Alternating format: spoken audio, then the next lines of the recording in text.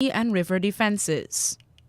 In the region, a Trinidadian cultural organization wants more money before 2 musical festivals can be held. Nurses at a hospital in the British Virgin Islands are on strike. And internationally, French President Emmanuel Macron on Tuesday said the leaders of both Russia and Ukraine had committed to honoring the Minsk Accords. Details of these and other stories in a moment. KFC will be holding an employment call Sunday, 13 February 2022 from 9 a.m. to 2 p.m. at the parking lot at the Vlesingian Road branch. Get interviewed on the spot. You'll need a job application, a vaccination card that shows you're fully vaccinated, ID, TIN, police clearance, 2 references, passport-size photograph, and your birth certificate. KFC's employment call, Sunday, February 13th, 2022, from 9 a.m. to 2 p.m. at the parking lot at KFC's Vlesingian Road branch. And now for the news in detail. Leader of the People's National Congress Reform, Aubrey Norton, is calling on Vice President Bar Jagdeo to prove that he did not amass his wealth through corruption. Mr. Jagdeo admits that he knows a man whose name is Mr. Su, who is his friend and his tenant. In the interview with the United States headquartered Vice News, he admits that he helps people, but he denies that he takes bribes. So I just heard what you read, and that's totally accurate. I help out as many people as I can. That's totally accurate what you read there. Unbelievably accurate. It's accurate. So I help people out, but it doesn't mean for consideration. It does not mean for bribe, because I believe that we have a mission to help as many people as possible move forward in this country. Mr. Norton issued the call against the backdrop of Mr. Jagdeo's denial in an interview with the U.S.-based Vice News that he takes kickbacks from middlemen on behalf of Chinese businesses. I have long thrown out option for the Vice President. He can take his assets, put it against his earnings in the ways normal citizens have to do to get loans from the bank, etc. And if he does that and can establish that the wealth he has is above board and not in contravention of law, then that will help to put these allegations to sleep. The PNCR leader is also asking the vice president to make public his foreign bank accounts. If he wants to disprove the allegation, then he can make these bank accounts that he's talking about open to the public. Let them be investigated. I have asked for a police investigation. Let them be investigated. Let him be above board. And that and only that will remove the suspicion and allegations. Leader of the People's National Congress Reform, Aubrey Norton. Minister of Agriculture Zulfikar Mustafa says that the Rose Hall Kanjis sugar factory is 41% completed, restating that estate will be the first to be reopened after it was closed in 2018. He told the consideration of 2022 budgetary estimates that several things have to be done before full operations begin. Right now, the management at Rose Hall Estate, they are embarking on improving the cultivation. When we took over last year, the cultivation was abundant. There was bushes all around in the cultivation. We had to do new tilling. We have to have enough cane in the cultivation. I don't know if the honorable member knows how cane or how sugar is being produced. We have to have enough cane in the cultivation so that we can reopen the estate. We have to ensure that we rehabilitate the entire factory. We have to ensure that we have enough pumps. We have to ensure that we rehabilitate the mill duct. We have to ensure that we rehabilitate the field equipment department. All those components, all those parts in the estate is a work in progress that we are doing continuously. Government has allocated $2 billion Guyana dollars in this year's budget for support to the state-owned Guyana Sugar Corporation. Rangers have been deployed to constantly check river and sea defenses. Public Works Minister Juan Edgell says the team of inspectors is checking for weak points and steps are being taken to repair them. We're not waiting for something to collapse and then rush to fix. So the head of this agency knows where it's use of drone technology because they bought the drones, but we've also said boots on the ground. There must be men who walk these stretches, and they must be able to see where there are potential areas of deterioration. And I would like to thank the rangers, men all across this country, because it's not just sea, but sea and river defenses. Public Works Minister Juan Edgell also says that there are quick reaction groups to respond to flooded areas. Public Works Minister Juan Edgell also says that the Guyana government has scrapped negotiations with the first-ranked bidder for the construction of the new Demerara Harbour Bridge.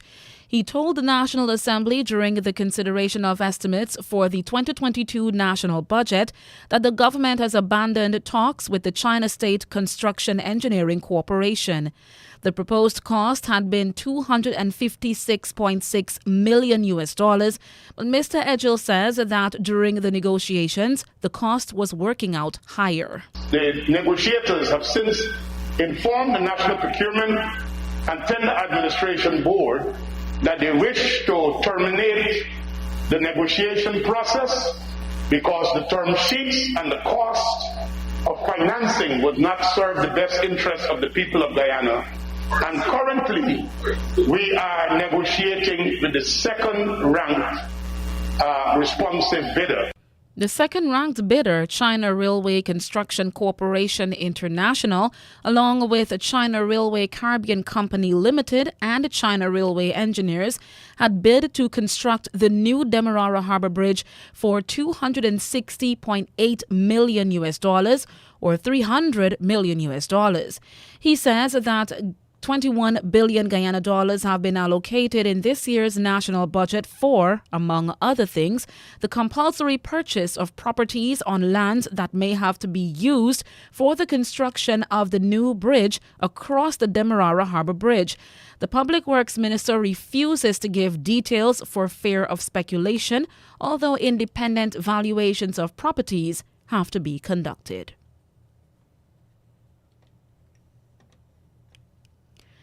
Three men have been arrested in connection with the discovery of a gun, ammunition, and drugs in a house in Sophia. Police say they found 1.32 pistol, 1 magazine, 11.32 rounds of ammunition, 2 9mm rounds of ammunition, and 7.38 rounds of ammunition. The Guyana Police Force says they also found at the house in A Field, Sophia, 50 grams of marijuana and a 6-foot-tall marijuana plant. You're with us on News Talk Radio Guyana 103.1 FM on YouTube and Facebook. It is 18 hours 9. We now turn to news in the region. Barbados Minister of Education, Kay McConney, has heard the call of scores of protesting parents who last weekend attempted to pressure the government to reopen schools for face-to-face classes. Government hopes to reopen schools on February 21 for physical face-to-face classes. As we hear from Barbados today, Ms. McConney is commending protesters who gathered last Saturday outside government headquarters armed with placards to express their disapproval of the continuation of online school, which began in 2020 due to the COVID-19 pandemic. We are intent on working across government and with all of our partners to see how it's best for us to get to a February 23rd return to 21st face-to-face return to school. And so, again, my simple comment is bravo to those who have seen it fit to exercise their democratic right and in a country that is free, and do know that we're looking forward to working with all of them to see how best we can make it to February 21st successfully. Barbados Minister of Education, Kay McConney. In Antigua, a suspended senior police officer and his 2 co-accused are to be sentenced next month for the passport scam they are believed to have committed almost 4 years ago. Assistant Superintendent of Police Ray John, his mother Yvonne Nicky, and his then partner Shakima Charles, who was an employee of the Antigua and Barbuda Passport Office, allegedly conspired to forge passports.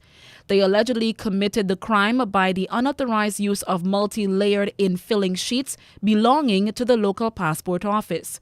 The offense allegedly occurred sometime between October 28, 2014 and April 6, 2018. The Vincentian-born policeman, who was 45 years old at the time of his arrest, is also charged with 2 counts of larceny. He is accused of stealing 16 of the sheets valued at almost $600 and also receiving them knowing they were to be stolen. They have pleaded not guilty. They've been set a trial date of March 14, where around 30 pieces of evidence could be tendered. The alleged passport scam was uncovered in April 2018 when police in St. Vincent and the Grenadines intercepted a man at the airport with 5 bio pages of Antigua and Barbuda passports, among other items, to include a large quantity of cash. The collaborative work between the police in St. Vincent and Antigua led to the police officer's arrest.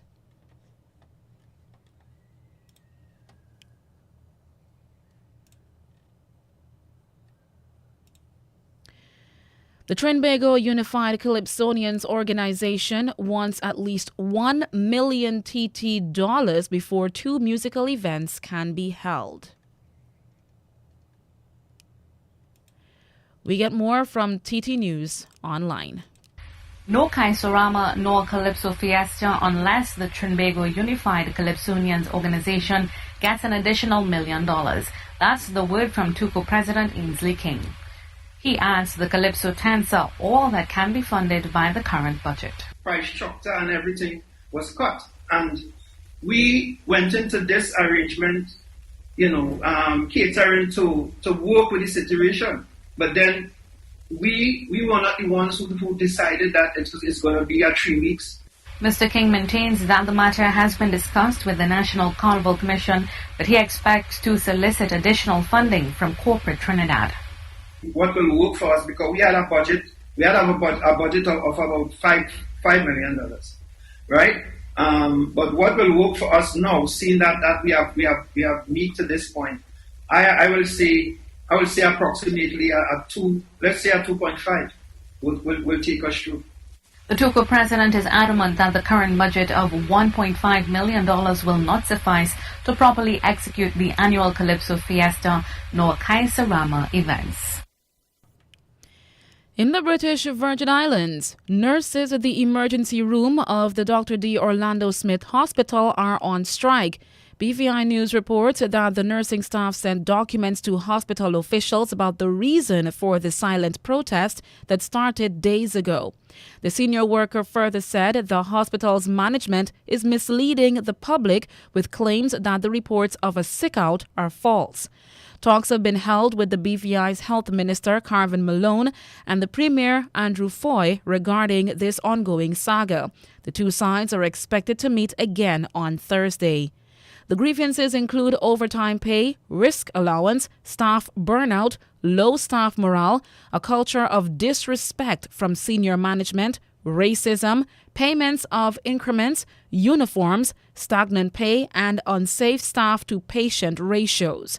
The nurses are also complaining about a lack of recognition, lack of supplies to protect staff and patients, lack of staff facilities, and unsafe working conditions.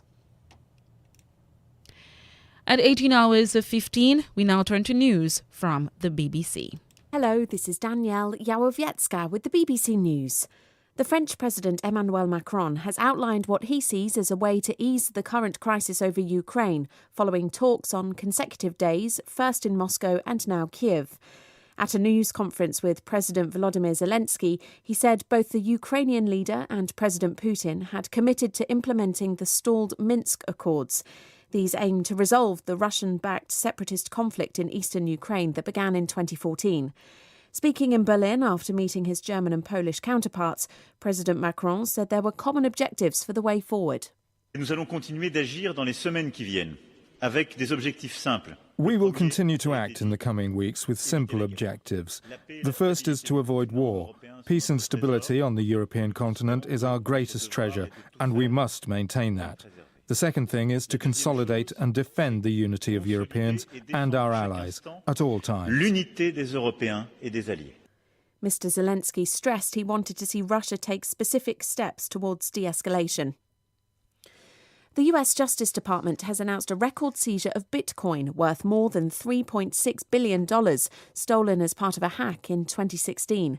A married couple, Ilya Lichtenstein and Heather Morgan, have been arrested on suspicion of helping to launder the haul. Here's Michelle Fleury.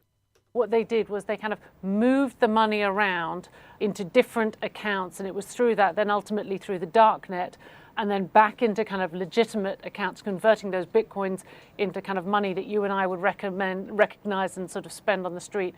And that's where they were able to kind of realize their profits in the real world. The Polish government has said it'll use all legal means to prevent the European Commission from deducting millions of dollars from its funds for fines imposed by the bloc's top court over a mining dispute. Poland had refused to pay fines of more than $500,000 a day imposed by the European Court of Justice in September. The Polish authorities had failed to implement an interim court order to suspend mining at a vast open-pit coal mine near the Czech border. The Czechs had complained it had lowered water levels. The former Pope, Benedict XVI, has acknowledged there were errors in the handling of child abuse cases during his time as the Archbishop of Munich. Jenny Hill has more details. Benedict XVI, who was Archbishop of Munich in the late 1970s and early 80s, admitted today that errors were made. He didn't directly address allegations that he'd knowingly allowed clerics accused of sex abuse to carry on working, but he did refer to a meeting at which the behaviour of one of those priests was discussed. Benedict had told investigators he wasn't there, a claim he reversed when they produced proof that he had been. He described the claim as an oversight. World News from the BBC.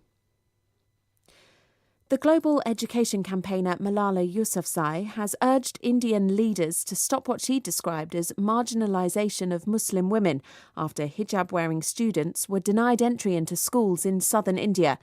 She said refusing to let girls go to schools in their hijabs was horrifying. The Indian state of Karnataka shut down all high schools and colleges for 3 days due to protests against students wearing the Islamic headscarves.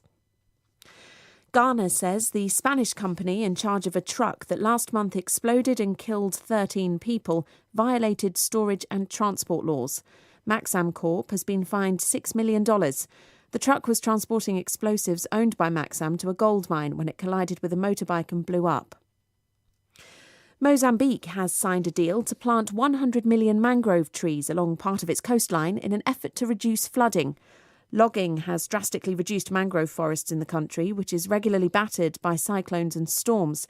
Conservationists say the new mangroves will cover an area of about 200,000 hectares.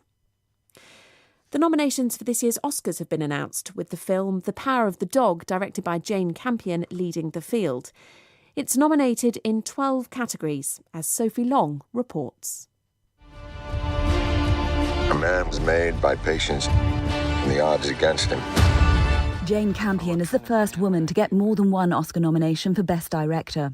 If she wins for The Power of the Dog, her tense western starring Benedict Cumberbatch and Kirsten Dunst, who were both nominated for their roles, she would be only the third woman to win in the category in the award's 94-year history. My ma says if we went across the water, they wouldn't understand the way we talk. If they can't understand you, then they're not listening. Kenneth Branagh's semi-autobiographical Belfast was nominated for Best Picture, with Dame Judi Dench being shortlisted for Best Supporting Actress. BBC News. And that's the news to the moment. KFC will be holding an employment call Sunday, 13th February 2022 from 9 a.m. to 2 p.m. at the parking lot at the Vlissingen Road branch. Get interviewed on the spot. You'll need a job application, a vaccination card that shows you're fully vaccinated, ID, TIN, police clearance, 2 references, passport-size photograph and your birth certificate. KFC's employment call, Sunday, February 13th, 2022, from 9 a.m. to 2 p.m. at the parking lot at KFC's Vlesingian Road branch. To end the news, here's a recap of the highlights. The leader of the People's National Congress Reform is calling on Vice President Bar Jagdeo to prove that he is not corrupt. Rangers have been deployed to check sea and river defenses. In the region, a Trinidadian cultural organization wants more money before 2 musical festivals can be held. Nurses at a hospital in the British Virgin Islands are on strike. And internationally, French President Emmanuel Macron on Tuesday said the leaders of both Russia and Ukraine had committed to honoring the Minsk Accords. The news came to you compliments of KFC. It's finger-licking good.